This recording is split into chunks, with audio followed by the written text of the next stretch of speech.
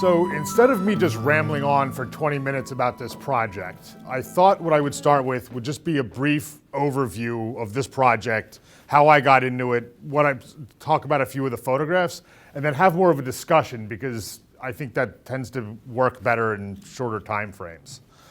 So as Penny was saying, I began this project in the spring of 2010. The Muslim American Society, which is a national Muslim organization, wanted to build a mosque and community center on Staten Island in New York City. The idea was they were going to buy an abandoned convent from the Archdiocese of New York and convert the building. When the people on Staten Island found out about this, however, there was a huge backlash. To the point that at one of the community meetings that they had, a retired Army, I believe he was a captain, had come to try to sort of make amends between the Muslim American Society and the community.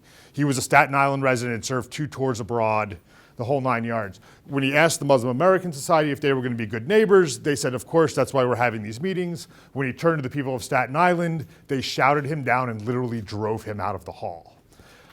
This was covered very widely in some of the daily newspapers in New York, but had never gotten a lot of national press. This was about 6 months before the hoo-ha over what became known as the Ground Zero Mosque, which I'll talk about in a little bit.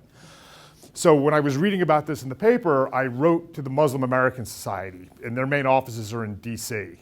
They then, in turn, put me in touch with a mosque in Brooklyn, who invited me to come for an entire year and make photographs basically of whatever I wanted.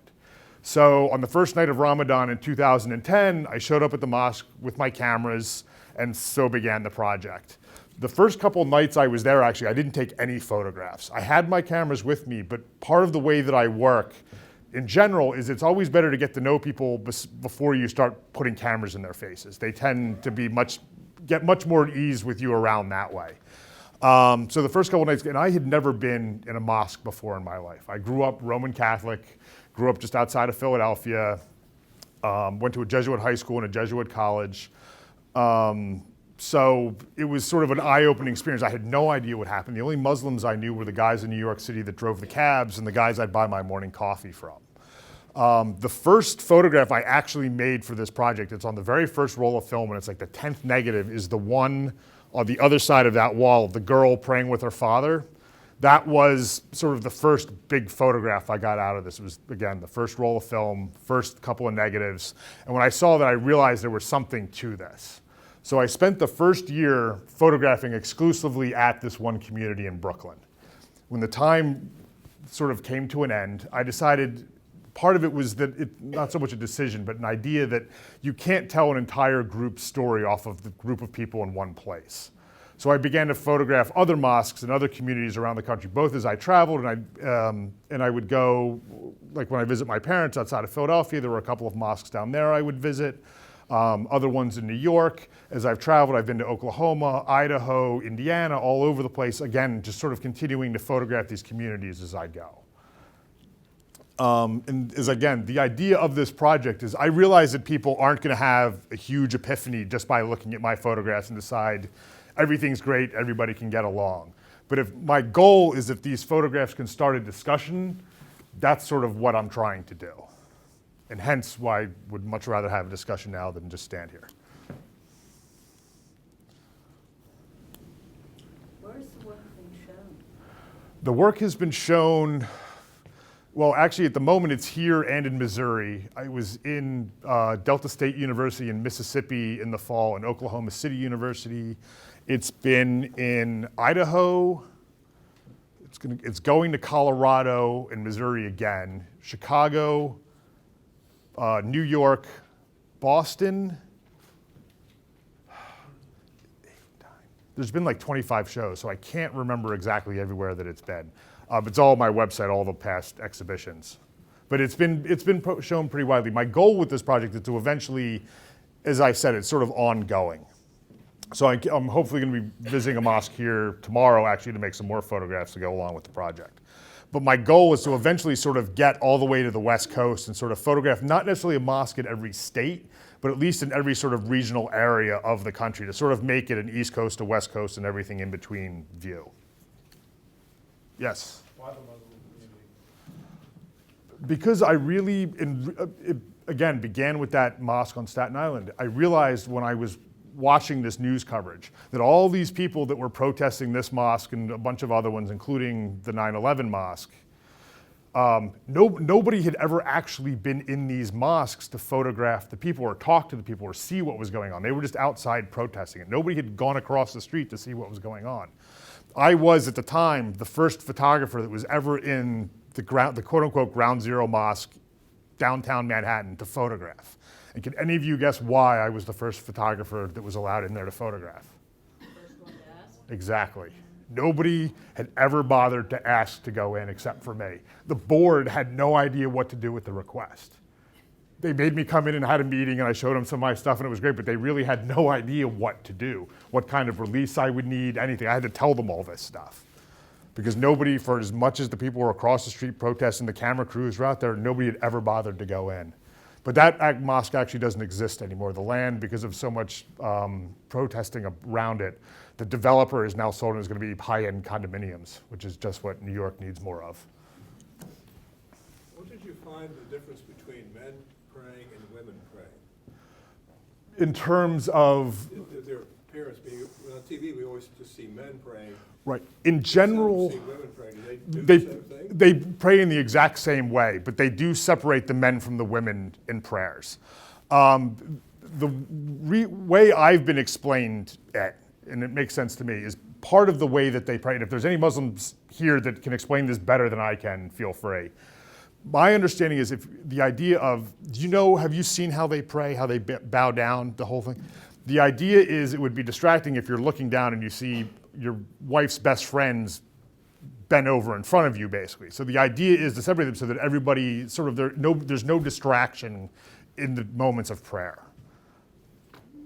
But they do it. They do. In separate rooms or separate areas? It depends on the mosque. Some mosques it's separate rooms. Some they just put there's just a divider. Sometimes it's just all the men are on this side and all the women are on this side. It all depends on the mosque and how they have it organized. I don't have any here because I took them recently when I was in Oklahoma City, but I actually do have some recent photographs of women praying, which I generally have needed special permission to get, because again, it's sort of one of those barriers. Yes, ma'am. Were you invited to anyone's home and meeting them? I've been to a few homes. Where's the guy I'm thinking of? There's a couple photographs around here of me in a couple of homes in Fort Wayne, Indiana. I've been to a few here and there. I'm actually having dinner with one of the Muslim students and his family tomorrow night. Whether or not I take pictures is a whole other thing with some of these things. I generally will take my cameras, but I don't. If you're having dinner with the family, you're not always interested in taking the pictures. You don't want to be rude. But most of what I have done has been more centered around mosques and the schools and sort of the areas where the people hang out around prayers. So what did you learn by going into their homes and sharing a meal with them? That they're scarily not that much different than us. Other than no pork, there's really not, they all sit around the dinner table and chit chat and tell bad jokes and talk about the news. There's really very, very little difference. That's what's sort of shocking about the whole thing. I've also done some work with Sikh Americans and photographing them, and that project actually is on hold at the moment because I can't figure out how to do it where they look more exciting than what they generally do, which is just like what everybody else does. That's sort of the most shocking thing about it, or what most people seem to think is the most shocking thing about it. Did you talk about politics? Oh yes, I've talked about politics. And are they frustrated? I'm sure they A are. lot of them are very frustrated because again, people are basically pinning their entire religion with the sins of a few people, which happens. Every religion has its extremist groups. The Mormons have the Fundamental Church of Latter-day Saints. The Jewish groups in Israel that'll blow up or burn churches and spray paint and everything else. There's white Christians here in the country that have been known to shoot up black churches or schools or whatever else they seem to be in the mood to shoot that day. But nobody pins the entire religion on the acts of those people except in the case of Muslims. And a lot of, again, going back to the thing with the Sikhs, a lot of Sikh Americans have been attacked because people assume that they're Muslim because of the way that they look. So people are pinning the wrong group with the wrong people's sins to begin with. Yes?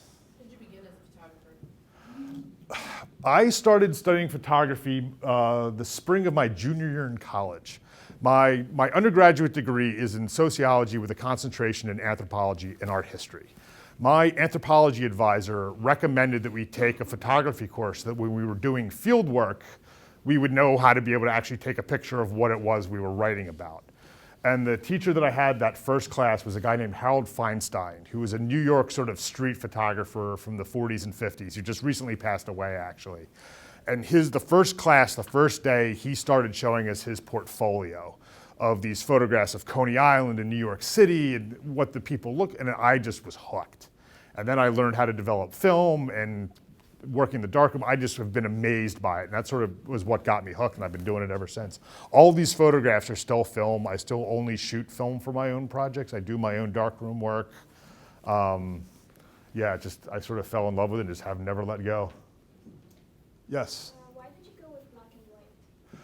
Again, it's more of an aesthetic choice on my part. I like the look of the black and white, and I like using the darkroom and making the prints. And it's that sort of throwback to the classic photojournalism. I've shot maybe 5 rolls of color film in my entire life. I just like the look and working with it. There's really not much more to it than that. Yes? What is something that you have learned about the Muslim culture through your work? Something where you were just stunned or something that was just very interesting or different? I mean, that's one of those kind of tricky question to answer because I went in knowing nothing. So I never really had expectations of, was I going to see this or see that? It was sort of, I had no idea. But what has always fascinated me the most is no matter which community I've been to and no matter what part of the country, it's how welcome I've always felt going into any of these communities. As soon as they've found out that I'm not Muslim and that I'm not from the area, come and check this out and meet my wife or my husband and these are my kids and the whole 9 yards. Like they're very, very open to people coming and visiting. I thought it was going to be a lot harder to get people to let me take their pictures and get involved in going to these communities. And it's been unbelievably easy to do. All you have to do is ask. Yes? That project was eventually abandoned. There was just, I don't remember if the church ended up deciding not to sell them the convent, but something happened with that and the whole thing sort of fell through and it was never built. How long are the services? Surprisingly short. The big Friday afternoon prayer is maybe a half hour. They'll do their prayers and then the imam will give the equivalent of a homily with the readings for the week and sort of this is what's going on and this is what we should be thinking about. But the whole thing can be over in anywhere from 20 minutes to a half hour. If you just go for the evening prayers, it's done in 10 minutes. It's very quick. Yes? Were you ever at one of the residences where they had to do a call of prayer and pause like they didn't want to do their prayer? The residence halls? Like at their home eating dinner or hanging out? Oh, no, because they won't plan to have dinner when they know they have to be at the mosque. She was asking if I've ever been at one of their houses when they've gotten called for prayers. And no, and the answer is because they know not to have dinner when they know there's a call for prayer coming. They'll eat before or after kind of thing. Is that what you were asking me? Okay. Is that awesome? 5 times a day, yes. They go to a mosque. They don't have to go to the mosque. They have to pray 5 times a day. So the early morning prayers, most of them will pray at home. The late night prayers, again, most of them will pray at home. On Friday, the midday prayer is sort of the big weekly one where the imams come and give the talks. The rest of them are sort of much more informal. Sometimes there'll be 10 people at them. Sometimes there'll be 100. If it's a weekend, you might get a few more people than a weekday because people work. If the holidays are always crowded. I mean, this photograph here was in the Bronx, actually, a mosque not far from my house.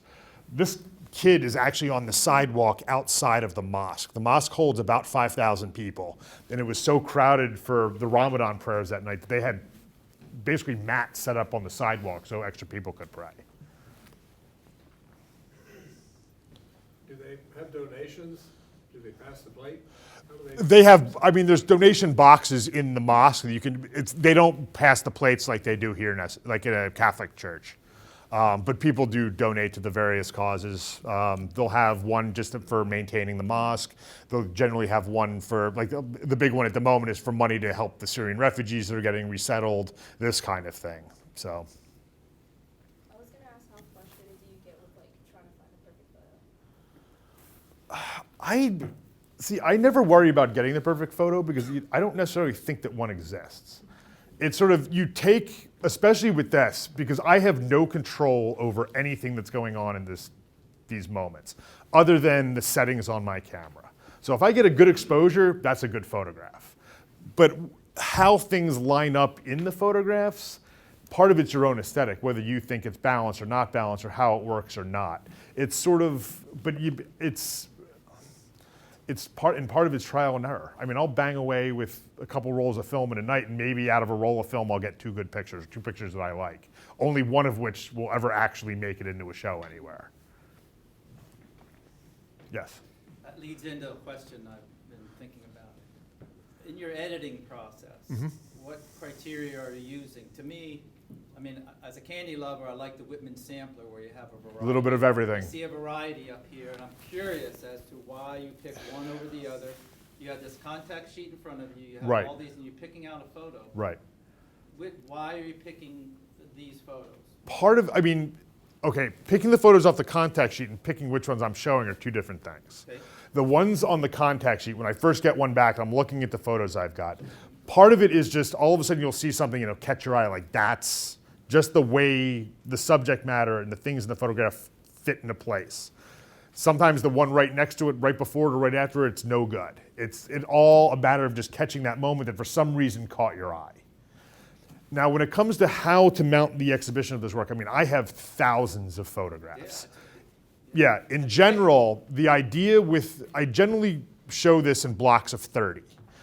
There's another exhibition of this work actually in Missouri at the moment. And it's basically a duplicate of this. I think they have two slightly different photographs. The idea, though, is, kind of go back with the candy sampler. Yeah. I don't want everything to be just, I have so many pictures of guys praying in mosques. I could do a whole show of just that. But I don't want it to be just that. I'm trying to give more of a complete show of what's going on. And you don't learn as much.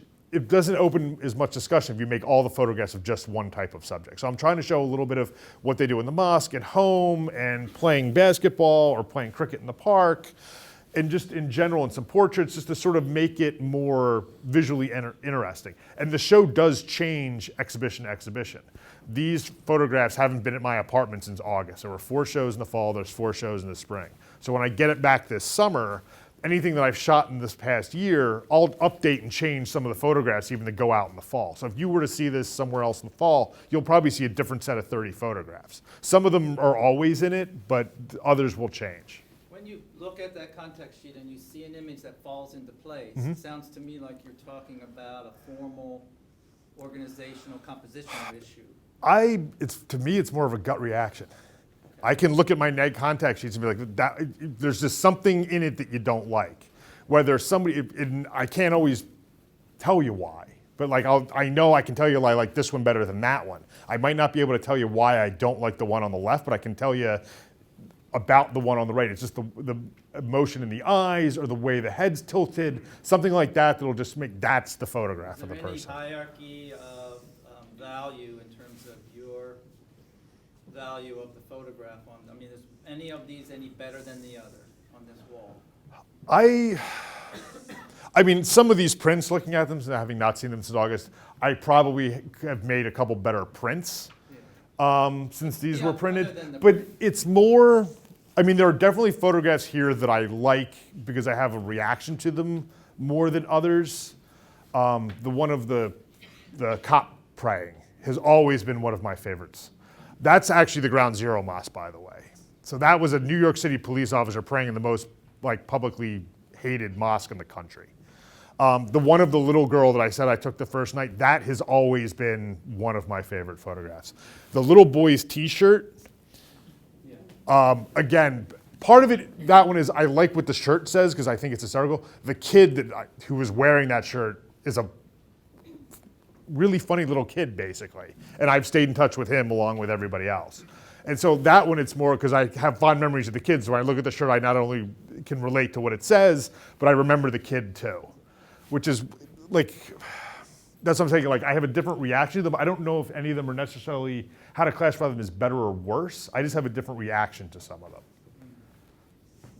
So it sounds like your decision is based a lot on the subject itself. Yes. Rather than like formal design. Yeah, I am not as worried about formal design. Yeah, so it's subject based. Yeah. Okay. That was a really short answer and a really long way to get to it. Yes. While you were there, did you have to, were you required to go along with some of their religious ways? No. I mean, I take your shoes off, but that's the extent of it. Yeah. Yes. Have you attended many Friday midday prayers? Yes. Does the imam normally speak in English?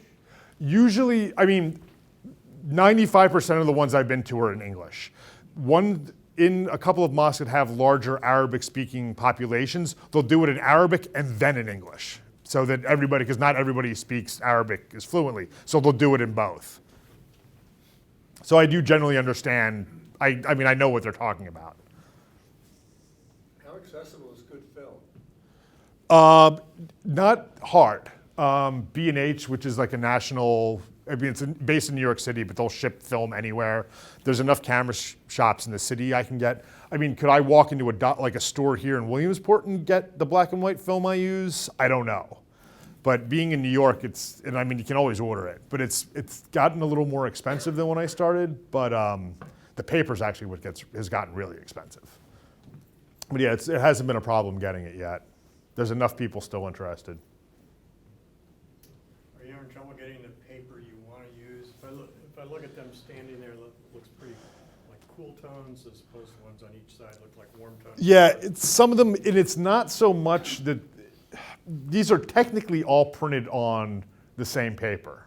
The problem is they keep screwing with the chemistry in the paper.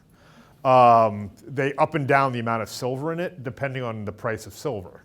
So some of them in the chemicals as well. So it's more that than, I mean, I can always buy Ilford 16 by 20 fiber-based multi-grade paper, but it varies batch to batch now, which it used to not do as much.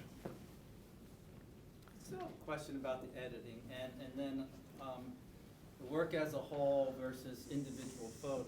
Okay, For example, where the gentleman's in the bottom right-hand corner. yes. I think the content of it is dependent on maybe the photo to its right, whereas some of the photos speak about the issues all by themselves. So to me, that might make one stronger than the other. And Some of them yes, really have to be seen in context. Yeah, and that's a good example. And that one definitely needs to be seen in a group to make Right. sense, whereas some of the other ones could definitely stand on their own.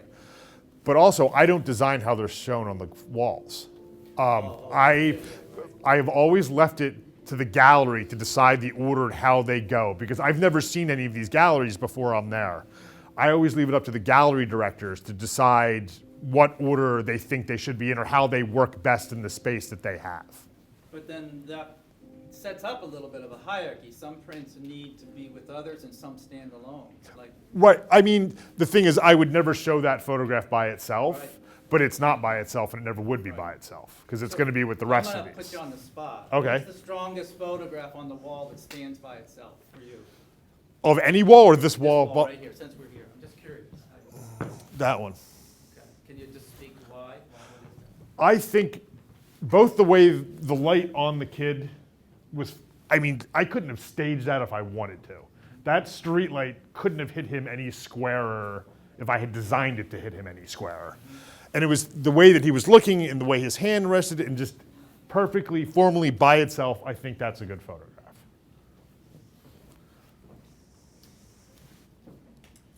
You talked about wanting to start a dialogue.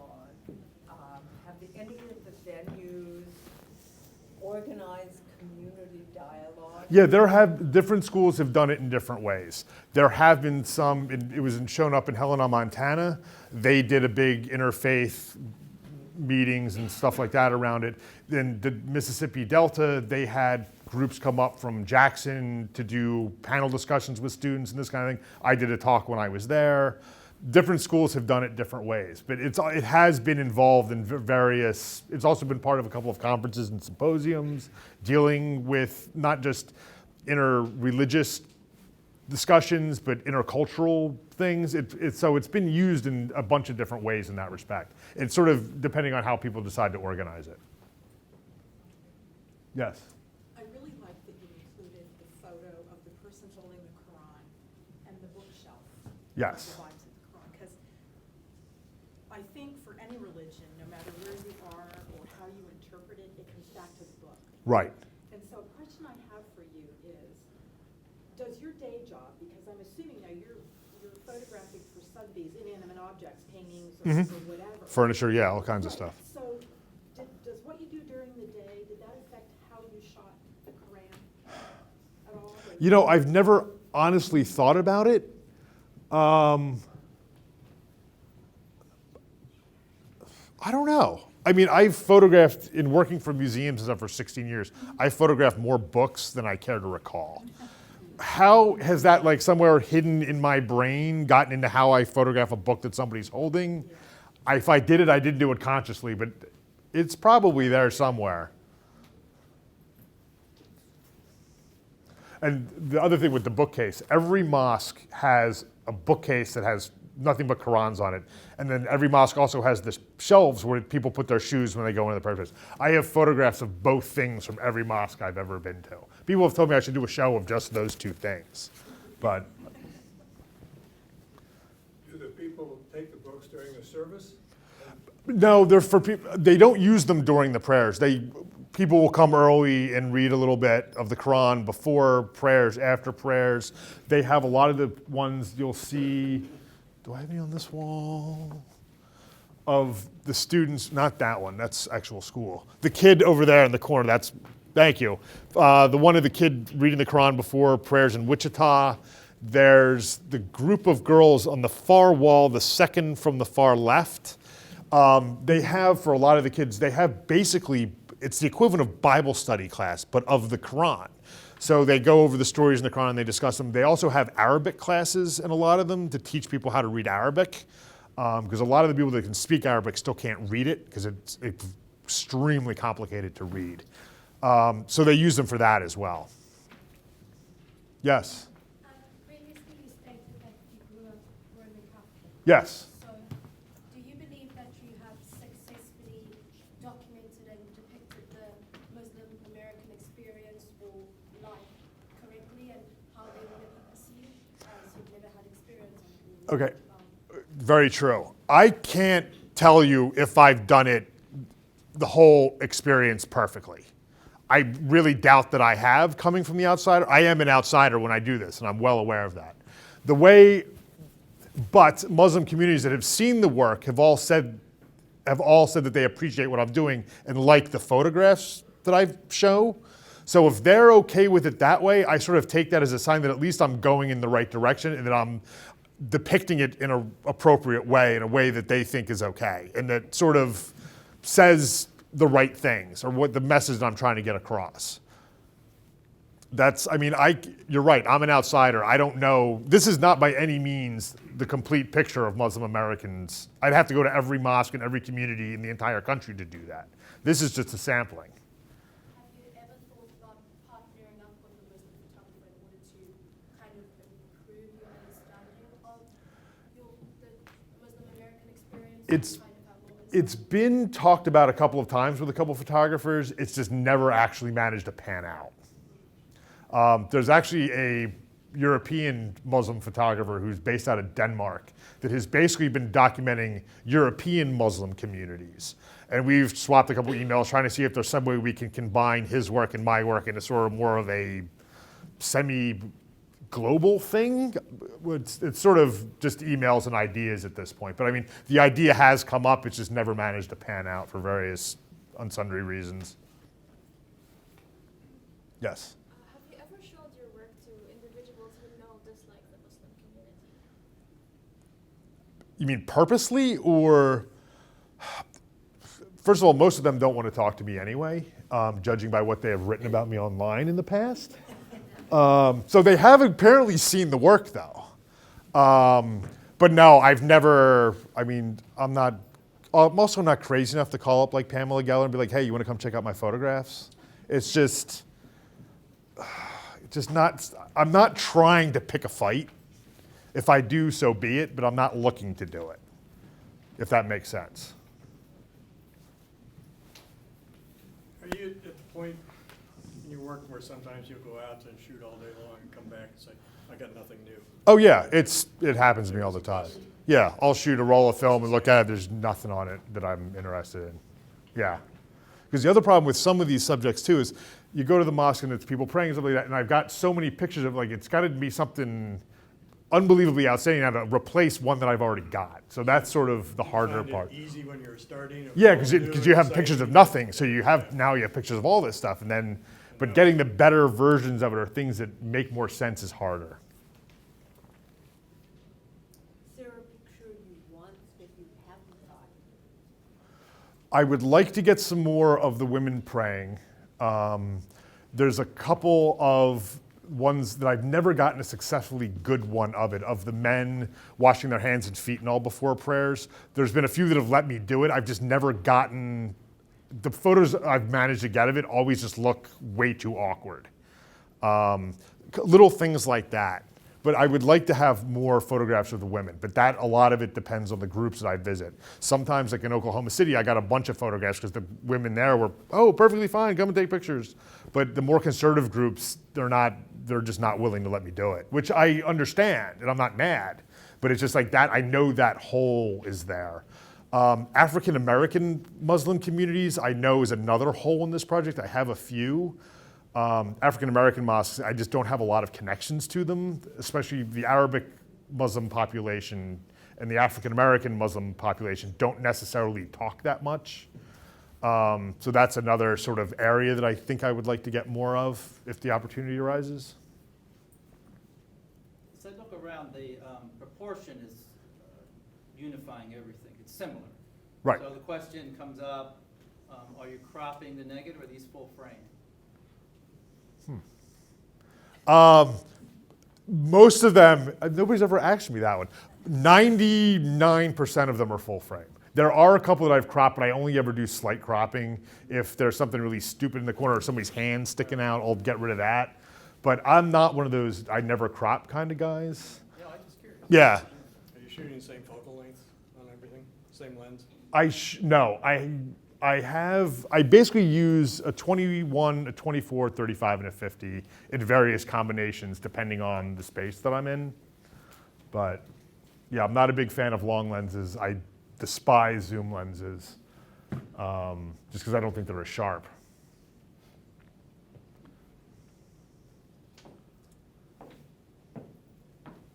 One more. All right, one more. Have you ever had any problems come up, like when you're at a show or anything, and someone says something that's just... No, because nobody's ever been crazy enough to show up. The people that have said stuff, have written it online. It's much easier to anonymously write something online about somebody than to show up and say something to somebody. I always wonder if somebody's going to show up, but nobody up until this point has ever actually done it.